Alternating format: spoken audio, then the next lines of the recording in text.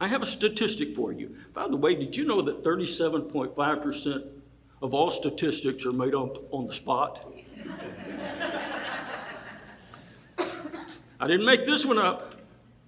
This one can be verified by a number of sources.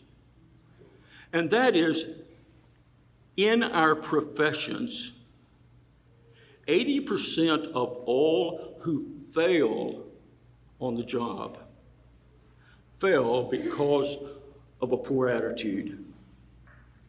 Now, attitude has a way of translating into communication. Attitude leaks. And so what is being said is, of all those that fail in the professional world, and you're professionals, out of all those that fail, only 20% fail for lack of technical skill.